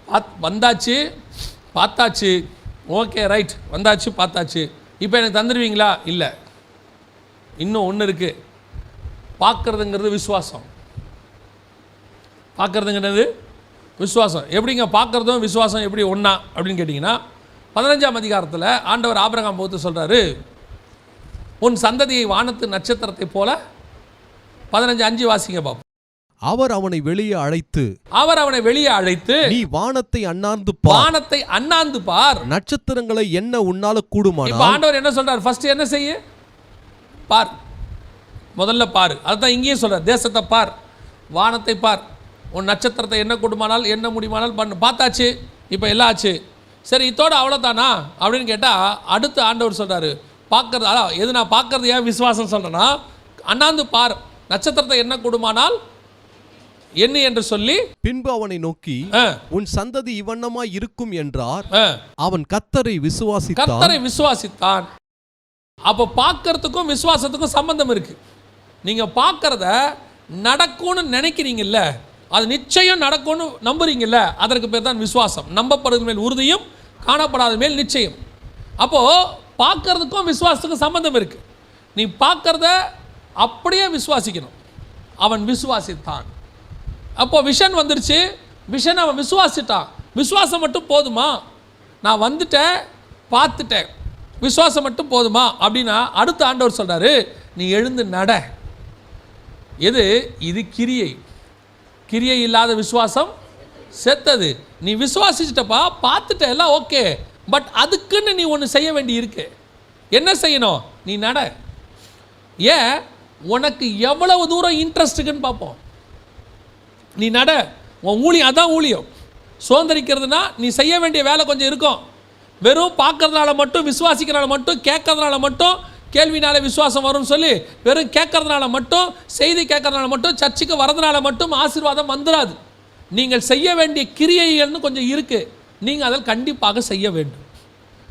நீங்கள் கொஞ்சம் செய்யணும். ஆண்டவர் உங்களுக்கு சில வேலைகளை வச்சிருக்கிறார். நிறைய பேர் கர்த்தர் என்னை ஆசீர்வதிப்பார், நீ ஒன்றும் செய்ய வேணாம், சும்மாவே இரு அப்படிங்கிறான். சிலர்லாம் பிரசங்கமே என்ன பண்ணுறாங்க, நீ சும்மா இரு, கர்த்தர் உன்னை ஆசீர்வதிப்பார். எப்படி ஆசீர்வதிப்பார் சொல்லுங்க, எப்படி ஆசீர்வதிப்பார்? நீ எழுந்து நட, அதுதான் முதல்ல முக்கியம். வந்தாச்சு, விசுவாசாச்சு, பார்த்தாச்சு, எல்லாம் ஓகே, ஆசீர்வாதம் வந்துருமா? வராது, இன்னும் ஒரு பாக்கி இருக்குப்பா. இன்னும் என்ன செய்யணும், உனக்கு எவ்வளோ வேணுமோ அவ்வளோ நட. நீ எவ்வளவு கிரியை செய்கிறாயோ, எவ்வளவு ஊழியம் பண்ணுறீங்களோ அவ்வளவு ஆசீர்வாதம் உங்களுக்கு வரும். கர்த்தர் சொல்கிற காரியத்தை எவ்வளோ தூரம் நீங்கள் கிரியை செய்கிறீங்களோ அவ்வளோ ஆசீர்வாதம் தான் வரும். அவன் கிரியைக்கு தக்கதான பலன். ஆபிரகாம் எவ்வளோ நடக்கிறாரோ அவ்வளவு கிடைக்கும். உட்காந்துட்டு இயேசு என்னை ஆசீர்வதிப்பார் அப்படின்ட்டு புக்கை மூடி வச்சுட்டு எக்ஸாமுக்கு போய் எழுதுனா என்ன ஆகும்? ஞானம் அறிவு என்கிற பொக்கிஷம் அவருக்குள் இருக்கிறது. உலகத்தின் முடிவு பரிந்தும் சகல நாட்களும் உன்னோடு கூட இருக்கிறேன் என்று கர்த்தர் சொல்லி இருக்கிறார். அதனால் எக்ஸாம் ஹாலில் பக்கத்தில் உட்காந்து பேப்பரில் எழுதுவார். அவங்க கூட படிக்க வேண்டாமா? ஒரு பையன் பரிசை எழுதுனானா, எழுத போயிட்டு பார்த்துருக்குறான். நம்ம ஆவிக்குரிய பையன்தான். பார்த்துருக்குறான், கொஸ்டின் பேப்பரில் ஒன்றும் தெரியல, படிக்கவும் இல்லை. பேப்பரில் பெருசாக எழுதி வச்சுட்டு வந்தானா, இரக்கம் உள்ளவர்கள் பாக்கியவான்கள் தேவனிடத்தில் இரக்கம் பெறுவார்கள். யாருக்கு எழுதியிருக்கிறான்? சாருக்கு, திருத்துறவருக்கு. இரக்கத்தோடு திருத்தினா கத்திரத்தில் உனக்கு என்ன கிடைக்கும்? இறங்க கிடைக்கும். அப்படி வந்து ஆசீர்வாதம் வந்துடுமா? வராது. படிக்கணும். நாம் செய்ய வேண்டிய கிரியைன்னு கொஞ்சம் இருக்குது, அதை நம்ம செய்யணும். சும்மா உட்காந்துக்கிட்டே இருந்தால் சரி வராது. நான் ஒரு சிலர்லாம் பார்த்துருக்குறேன். ஒரு தம்பி என்கிட்ட வந்து சொன்னான், அண்ணே ஆண்டவர் என்னை ஊழியத்துக்கு அழைச்சிருக்கிறார். ஆமாப்பா, எனக்கு அவங்க ஜோம் பண்ணும்போது எனக்கும் தெரிஞ்சிச்சு. ஆமாப்பா, உன்னை ஆண்டவர் ஊழியத்துக்கு அழைச்சிருக்கிறார். 2 வருஷம் வச்சு கழிச்சு வந்து சொன்னான், அண்ணே ஆண்டவர் என்னை ஊழியத்துக்கு அழைச்சிருக்கிறார். ஆமாப்பா, எனக்கு 2 வருஷம் முன்னாடியே தெரியும், நம்ம தான் பேசணுமே. திருப்பி 4 வருஷம் கழிச்சு வந்து சொன்னான், அண்ணே ஆண்டவர் என்னை ஊழியத்துக்கு அழைச்சிருக்கிறார்.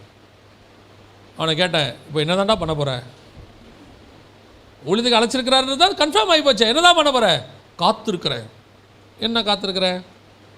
ஆண்டவர் எனக்கு என்ன செய்ய சொல்கிறார். கடைசி வரைக்கும் உங்கள்கிட்ட சொல்ல மாட்டாருன்னு. ஏன்? சோம்பேறி, ஆவிக்குரிய சோம்பேறி. இதெல்லாம் ஸ்பிரிச்சுவல் லேசினஸ். ஆண்டவர் உனக்கு என்னன்னு சொல்லலைல்ல, ஆனால் சுவிசேஷம் உண்மையில் விழுந்த கடமை தானே. போய் சொல்லலாம்ல சுவிசேஷத்தை. என்ன ஊழியனே சொல்கிறது இருக்கட்டும், அழைப்பு கன்ஃபார்ம் ஆயிடுச்சு, என்ன ஊழியனே இருக்கட்டும், ஆண்டவர் சொல்லிட்டாரு, எழுந்து நடங்க. எவ்வளோ நடக்கணுமோ நடங்க. அதில் எதை கொடுக்கணும்னு கர்த்தர் டிசைட் பண்ணுறாரோ அதை கொடுப்பார். ஆண்டவர் வச்சிருக்கிறது வந்து சேரப்போகுது. சிலர்லாம் சும்மாவே உட்காந்துருப்பாங்க. என்ன, இன்னும் எனக்கு கன்ஃபார்மாக தெரியல. உனக்கு கன்ஃபார்மாக தெரியாது. நான் சொல்கிறேன், கன்ஃபார்மாக தெரியாது. நீங்கள் முதல்ல கிரியை செய்யுங்க. ஆண்டவர் உங்களுக்கு கன்ஃபார்மாக சொல்கிற வரைக்கும் போய் ட்ராக்ஸ் கொடுங்க. ஆண்டவர் கன்ஃபார்மாக சொல்கிற வரைக்கும் எழுந்துச்சு நடங்க, போங்க. ஒரு ஏரியாவை அப்படியே நடந்து ஜோம் பண்ணிகிட்டே போங்க. ஆண்டவரே இந்த ஏரியாவில் இருக்கிற ஜனங்களாம் ரட்சிக்கப்பட. சும்மா உட்காந்து சாப்பிட்டு தூங்குறதுல என்ன இருக்குது? நிறைய ஆவிக்குரிய சோம்பேறிகள்.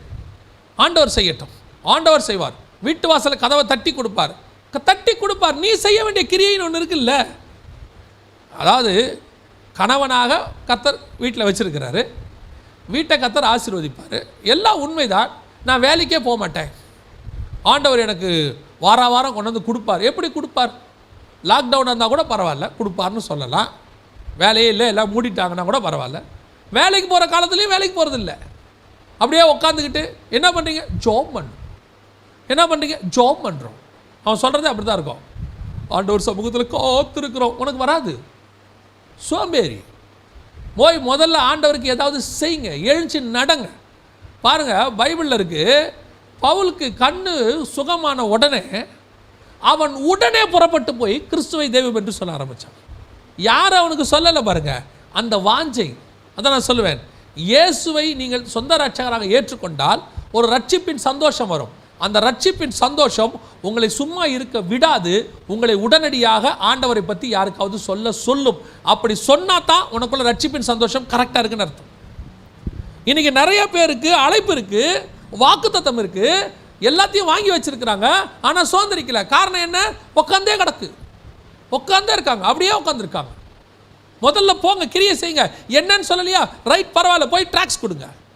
போய், ஏன்னா சுவிசேஷம் சொல்றதுக்கு அழைப்பே தேவையில்லை. அது நம்ம மேல் விழுந்த கடமை. It's a part of a life. நீங்க கண்டிப்பாக சொல்லணும். சும்மாவே உட்காந்துருக்கிறது. ஜெபம் பண்ணிக்கிட்டு இருக்கிறோம். 40 days ஃபாஸ்டிங், அப்புறம் 21 days ஃபாஸ்டிங், அப்புறம் 11 days ஃபாஸ்டிங், அப்புறம் 3 days ஃபாஸ்டிங். எதுக்காக? ஆண்டவர் என்னன்றதை சொல்லணும். எத்தனை வருஷமா? 5 வருஷமா. முதல்ல போய் கிளம்புங்க, எழுந்து நடங்க. ஆண்டவர் சொல்றார், எழுந்து நட. நீ எவ்வளவு நடக்கிறியோ. எனக்கு பெரிய ஆச்சரியம் என்ன தெரியுமா? ஆபிரகாம் எழுந்து நடக்க சொல்றாரு, நீ எழுந்து நட. இப்போ அவன் தேசத்துக்கு வந்துட்டான். அவர் சொல்ற வார்த்தையை பாருங்க, நீங்கள் எழுந்து தேசத்தின் நீளமும் அகலமும் அம்மட்டும் நடந்து திரிங்கிற வார்த்தை யாருக்கு சொன்ன வார்த்தை தெரியுங்களா? பைபிளில் ஃபுல்லாக பாருங்கள். இந்த அலைந்து திரி அப்படிங்கிறது காயினுக்கு சொல்லுவாங்க, அப்புறம் வந்துட்டு ஆகாருக்கு சொல்லுவாங்க. இதெல்லாம் நெகட்டிவான ஆட்களுக்கு தான் சொல்லுவாங்க. பைபிளில் நாம் எதெல்லாம் நெகட்டிவ்ங்கிறோமோ. அப்போ என்ன சொல்கிறாரு?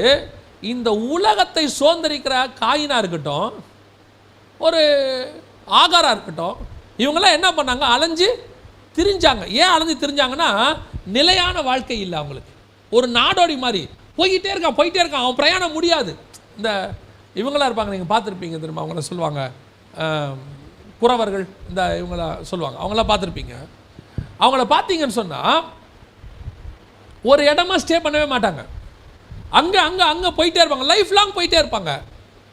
அந்த வாழ்க்கை தான் ஆபிரகாம் சொல்கிறாரு, நடந்து திரி, எது வரைக்கும் இந்த தேசம் எங்கே முடியுதோ அது வரைக்கும் நட, ஒரு இடத்த பாக்கி விடாத, அவ்வளவு இடத்துக்கு நட. ஏன், நீ நடக்கிற எல்லா இடத்தையும் நான் உனக்கு தருவேன். நம்ம பிரயாசம் நான் எவ்வளோ நடக்கும். இப்போ ஆபிரகாமுக்கு என்ன தெரியுமா, நட ஜீவன் இருக்கிற வரைக்கும் நடப்பேன், பலன் இருக்கிற வரைக்கும் நடப்பேன். ஏன், நான் வைக்கிற ஒவ்வொரு ஸ்டெப்பும் எனக்கு கிடைக்கும், நான் வைக்கிற ஒவ்வொரு ஸ்டெப்பும் எனக்கு மட்டுமில்லை என் சந்ததிக்கு கிடைக்கும். அப்போ உனக்கு தோணணும், நான் வைராகியமாக கர்த்தருக்காக செய்கிற ஒவ்வொரு விஷயமும் எனக்கு மட்டுமல்ல, என் பின்னாடி வரக்கூடியதான கிறிஸ்தவர்களுக்கு, சந்ததிகளுக்கு, கிறிஸ்தவத்துக்கு அது பிரயோஜனமாக இருக்கும். ஒவ்வொரு ஸ்டெப்பும் அப்படி தான் எடுத்து வைக்கணும். ஒரு நாள் கூட சும்மா இருக்கக்கூடாது. ஏன் சும்மா இருக்கணும், சும்மா இருக்கிறதுக்கு ஆண்டவர்கிட்ட வந்திருக்கிறோம்.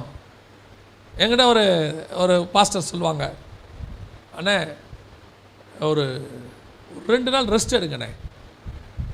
நாங்கள் ஆண்டவர் மினிஸ்ட்ரி ஏற்பாடு பண்ணி கொடுத்துருக்குறாரு, நாங்கள் போகிறோம். அப்போ அவர் சொல்கிறார், அண்ணே ஒரு 2 நாள் ரெஸ்ட் எடுங்க, இப்படி ஓடிட்டே இருந்தால் எப்படின்னு. நான் சொல்லுவேன், ரெஸ்ட் எடுக்கிற காலம் ஒன்று வரும், அங்கே போய் மொத்தமாக என்ன செஞ்சுக்கலாம், ரெஸ்ட் எடுத்து அங்கே போய் என்ன பண்ண போகிறோம், ஒரு வேலையும் இல்லை. அங்கே போய் பரலோகத்தை க்ளீன் பண்ண போகிறோமா, நம்ம என்ன பண்ண போகிறோம், டெய்லி பரலோகத்தை ஒட்டடிச்சு க்ளீன் பண்ணி தரையை க்ளீன் பண்ண போகிறோமா, ஒரு வேலையும் இல்லை. இரவும் பகலும் ஆராதிக்க போகிறோம், ரெஸ்ட்டு தான். ஆனால் இங்கே இருக்கிற ஒவ்வொரு நிமிஷமும் ஓடிக்கொண்டே இருக்கணும், ஒவ்வொரு நிமிஷமும் ஏதாவது ஒன்று செய்யணும். ஒரு நாள் கூட சும்மா ஆண்டவர்கிட்ட உட்காந்து சாப்பிட்டோன்னு இருக்கக்கூடாது. ஆண்டவராக கொடுக்குற ரெஸ்ட் இருக்கும், ஓடும் போது அவராக பார்ப்பார், இது கொஞ்சம் ரெஸ்ட் எடுக்கட்டும், அந்த மாதிரி ரெஸ்ட் ஆண்டவராக கொடுப்பார், அதை அப்போ எடுத்துக்கலாம், அது வேறு. ஆனால் சில ஆட்கள்லாம் நான் வாரத்தில் ஒரு பிரசங்கம் தான் செய்வேன், ஏன், உடம்பு கெட்டுவிடும், ஃப்ரிட்ஜில் வச்சுருங்க, உங்கள் உடம்பு கெடாது, ஃப்ரிட்ஜில் பத்திரமா வச்சுருங்க. அவன் பட்டணங்கள் தோறும் அடிக்கப்பட்டு செத்தவன் நினச்சி கீழே விட்டுட்டு போயிட்டாங்களாம், செத்துட்டான்னு நினச்சிட்டாங்களாமா அவனை.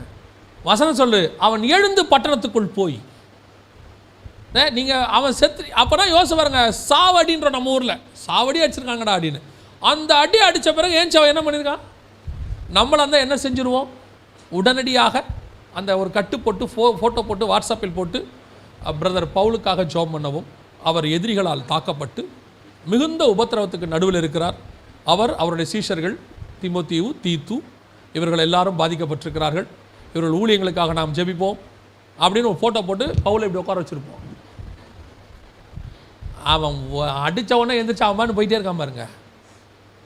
இன்றைக்கி நமக்கு ஒரு சின்ன கீறல் விழுந்த உடனே வாட்ஸ்அப், அதில் வேறு நான் யாரையும் குற்றமாக சொல்ல, ஆனால் நீ சொல்லிட்டு இப்படி தான் சொல்கிறேன், நீங்கள் சொல்கிறது எனக்கு புரியுது, உண்மை அதுதான். இப்போது கொஞ்சம் எதானோடனே உடனே வாட்ஸ்அப், ஃபேஸ்புக், சகோதரர் பாதிக்கப்பட்டிருக்கிறார், ரிச்சர்ட் உம்பரான்லாம் அடி வாங்கி நொறுங்கி அவங்க பட்ட பாடுகளுக்கு இதுங்களுக்கு ஒன்றுமே இல்லை. நம்ம இதெல்லாம் சொல்ல வேண்டிய அவசியமே இல்லை, வாட்ஸ்அப்பில் போட வேண்டிய அவசியமே இல்லை. சும்மா ஒரு ப்ரொபகண்டா போட்டு அப்படி கட்டோட ஒரு ஃபோட்டோவை போட்டால் தான் மரியாதை. அடித்து நொறுக்கி தூக்கி போட்டாங்க, அவனை எந்திரிச்சு திருப்பி உள்ளே போய் பிரசங்கம் பண்ணான். நான் வாழுகிற ஒவ்வொரு நிமிஷமும் கர்த்தருக்காக வாழ்வேன்னு அவன் முடிவெடுத்தான். ஏன், நான் போகிற வரைக்கும் நடந்து திரிஞ்சிக்கிட்டே இருப்பேன், உட்கார மாட்டேன். இருக்கிறது கொஞ்ச காலம், அந்த கொஞ்ச காலத்தில் பிசாசே சொல்கிறான், எனக்கு கொஞ்ச காலம்தான் இருக்குதா அவனுக்கு, எவனை விழுங்கலாமோ என்று வகை தேடி சுற்றி திரிகிறான். எனக்கு ஒரு ஆசை இருக்குது, அதை ஒத்துக்க மாட்டாங்கன்னு நினைக்கிறேன். பிசாசுக்கிட்டேருந்து நம்ம கற்றுக்க வேண்டிய கொஞ்சம் விஷயம் இருக்குது. அப்படி ஒரு மெசேஜே எடுக்கணும்னு வச்சுருக்கிறேன், பிசாசிடம் கற்றுக்கொள்ளுங்கள் அப்படின்னு. அவங்ககிட்ட நம்ம கற்றுக்க வேண்டிய கொஞ்சம் விஷயங்கள் இருக்குது. அவன் அந்த ஆத்ம பாரம் அவனுக்கு எப்படி இருக்குது பாருங்க. தனக்கு கொஞ்ச காலமே உண்டு என்று எவனை விழுங்கலாமோ என்று வகை தேடி சுற்றி, அவனை விட நமக்கு காலம் கம்மி, அவனுக்கு நம்மளை காலம் ஜாஸ்தி. ஆயிடவ சரசாட்சி வரைக்கும் முடிகிற வரைக்கும் இருப்பான். நம்ம அதுக்கு முன்னாடி வருகையில் போகிறவங்க. அப்போ நம்ம எப்படி ஆத்ம பாரத்தோடு இருக்கணும், ஒவ்வொரு நிமிஷமும் ஒவ்வொரு நொடியும். அப்படி எப்போ எந்த நேரத்தில் போய் மீட்டிங் கூப்பிட்டாலும். ஒரு தடவை ஒரு ஊழியத்துக்கு போயிருந்த போது அந்த ஊழியம் வந்து நைட்டு 9 மணிக்கு முடியும், 6 மணிக்கு போயிட்டுருக்குறோம்.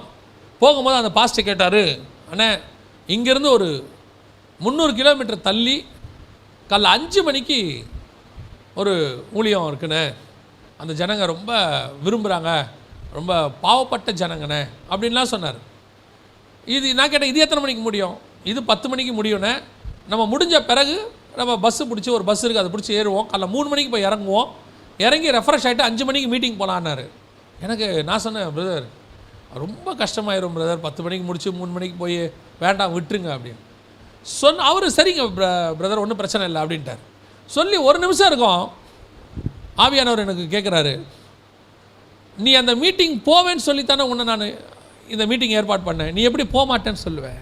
உடனே கொஞ்சம் குத்தப்பட்டவனா அந்த ஊழியக்காரனை சொன்னேன், நான் வரேன், பரவாயில்ல நம்ம போயிடுவோம் அப்படின்னு சொல்லிட்டு இந்த கூட்டத்தை முடிச்சுட்டு சாப்பிட்டுட்டு 11 மணிக்கு தான் பஸ் ஏறுறோம். ஏறி காலையில் 3 மணிக்கு போய் இறங்குறோம். இறங்கி கொண்டு போய் ஒரு இடத்துல தங்க வச்சாங்க. அது என்ன இடம்னு எனக்கு தெரியல. இங்கே இருங்க, காலைல 5 மணிக்கு 4:30 மணிக்கு உங்களை நாங்கள் எழுப்புகிறோம், 5 மணிக்கு செஷன், நீங்கள் ஒரு செய்தி கொடுத்தா நல்லாயிருக்கும். 4:30 மணிக்கு எழுப்புனாங்க. நீங்கள் நம்ப மாட்டீங்க, எழுப்புனா பார்க்குறேன் ஜெயிலுக்குள்ளே இருக்கிறேன். ஜெயிலில் வச்சுருக்காங்க. என்ன ஜெயில்னா, இந்த ட்ரக் அடிக்ட்ஸ்லாம் இருப்பாங்கள்ல, அவங்களுக்கு மீட்டிங். காலையில் 3:30 மணிக்கு போனதுனால அவங்களுக்கு வேறு ரூமில் தங்க வைக்க முடியலன்னு சொல்லி அந்த ட்ரக் அடிக்ட்ஸ் எல்லாம் இருக்கக்கூடியதான பக்கத்தில் ஒரு கட்டில், அந்த கட்டிலில் இடம் கொடுத்துருக்காங்க. எனக்கு இதெல்லாம் எதுவுமே தெரியாது. அவங்களோட சேர்ந்து என்னையும் பூட்டி வச்சுருக்காங்க. ஏன்னா அவங்க நைட் வெளியே போயிடுவாங்க. காலையில் திறந்து கூட்டிகிட்டு வந்தாங்க. அதாவது அது பெரிய ஹால், அதாவது நீங்கள் நினச்சிக்காதீங்க குட்டி ஜெயிலுக்குள்ளே வச்சுருந்தாங்கன்னு. ஒரு பெரிய ஹால், ஒரு 50 பேர் இருக்கிறது, அதில் ஒரு கட்டில், அது மொத்தமாக லாக் பண்ணியிருப்பாங்க. திறந்து வாங்க பிரதர். நான் கேட்டேன், இது என்ன இடம்? இல்லை, இது எல்லாமே போதைக்கு அடிமையானவங்க, இந்த மறுவாழ்வு மையம். இவங்களுக்கு காலைல 5 மணிக்கு வந்து ஆராதனை வச்சுருப்போம், இவங்களுக்கு வந்து ஆண்டவரை பற்றி சொல்லி மாத்திரம், நீங்கள் வரணும் அப்படின்னு சொல்லி. அப்போ தான் ஆண்டவர் சொன்னார், இந்த இடத்துக்கு பிரசங்கம் பண்ண வரத்துக்கு நிறைய பேர் விரும்ப மாட்டாங்க, அதனால தான் உன்னை நான் இங்கே அனுப்பி வச்சேன்னு. எதுக்கு சொல்கிறேன் அப்படின்னா, காலையில் 3 மணியோ 4 மணியோ 5 மணியோ சமயம் கிடைத்தாலும் கிடைக்காவிட்டாலும் சுவிசேஷத்தை என்ன செய்யணும்? பிரசங்கிக்கணும். கிடைக்கிற நேரத்தில் ஓடணும், ஓடி சொல்லணும். கொஞ்ச நாள் செஞ்சு முடிச்சுட்டு பரலோகத்தில் போய் உட்காந்துக்கணும். இது ரெஸ்ட் எடுக்கிற காலம் அல்ல. அப்போ தான் நீங்கள் தேசத்தை என்ன செய்ய முடியும்? சுதந்திரிக்க முடியும். அலைஞ்சு திரிங்கிறார் ஆண்டவர். நடந்து திரி. எப்படி திரியணும்? காயின் திரிஞ்சாம்பாரு, ஆகார் வனாந்தரத்தில் திரிஞ்சா பாருங்க, அந்த மாதிரி நடந்து திரிப்பா. நீ பா நடந்துக்கிட்டே இரு. ஆண்டவரே, ஒரு நாடோடி மாதிரி, ஒரு அகதி மாதிரி, ஒரு அடிமை மாதிரி. ஆமாம், அப்படி தான் திரி. ஏன்? நீ நடக்க திரிய நீ வைக்கிற ஒவ்வொரு ஸ்டெப்பும் உனக்கு ஆதாயம். நீ வைக்கிற ஒவ்வொரு ஸ்டெப்பும் ஒரு ஆத்துமா கிடைக்கும். முடிவில் நீ நடந்து திரிகிற இந்த தேசம் முழுவதும் உனக்கு மட்டுமல்ல, உன் சந்ததிக்கும் தருவேன். அல்லேலூயா. 3 காரியங்களை ஆபிரகாமை செய்ய சொன்னார். முதலாவது, நீ இருக்கிற இடத்த விட்டு வா, வேறுபாடு உள்ள வாழ்க்கை.